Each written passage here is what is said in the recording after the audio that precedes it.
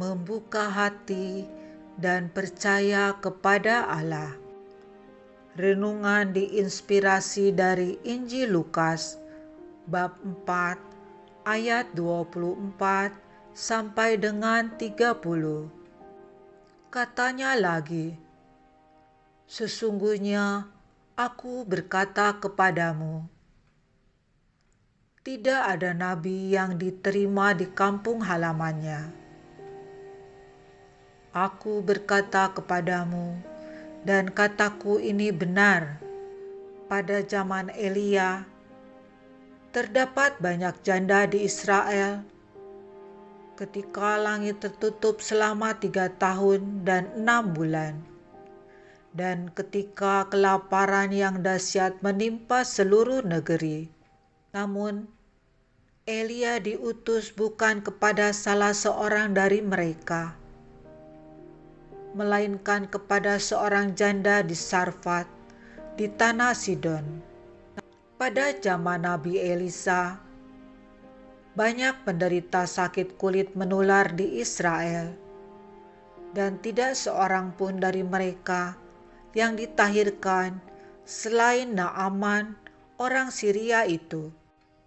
Mendengar hal itu, semua orang di rumah ibadat itu sangat marah. Mereka bangkit, lalu menghalau Yesus keluar kota dan membawa dia ke tepi gunung, tempat kota itu terletak, untuk melemparkan dia dari tebing itu. Tetapi ia lewat di tengah-tengah mereka, lalu pergi. Demikianlah sabda Tuhan. Terpujilah Kristus. Dalam Injil Lukas hari ini dikisahkan bagaimana Yesus tidak dihargai di tempat asalnya, yaitu Nazaret. Awalnya, orang Nazaret kagum mendengar pengajaran Yesus di rumah ibadat. Namun, ketika mereka menyadari bahwa Yesus adalah anak Yusuf tukang kayu, mereka langsung meragukan dan mencibir Yesus. Mereka menutup hati dan tidak percaya. Yesus yang mereka rasa kenal itu kok mampu mengajar dengan perkataan penuh rahmat.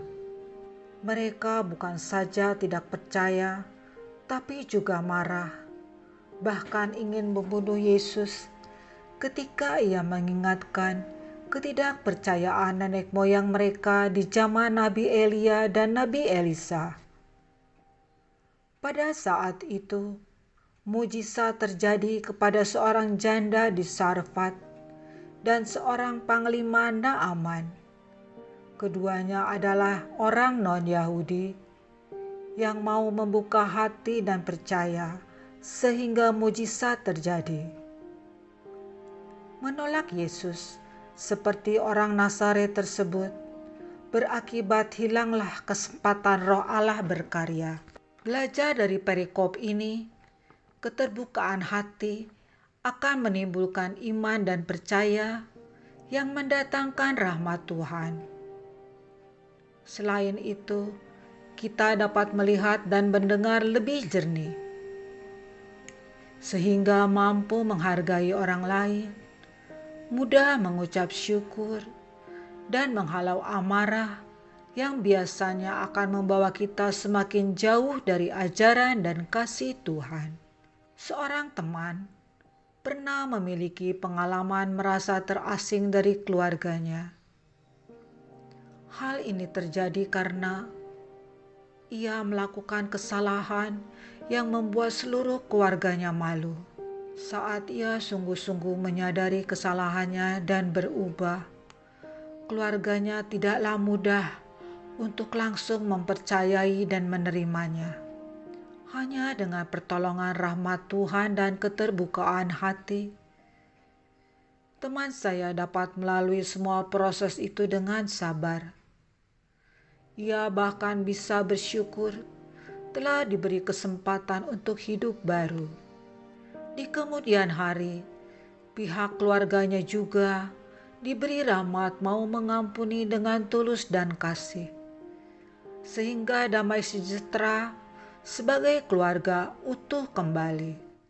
Mari kita belajar terbuka dan menerima Yesus dalam hati kita, agar rahmat-Nya yang ajaib menjadikan kita semakin percaya akan karya penyelenggaraannya yang memberi keselamatan untuk semua orang yang percaya.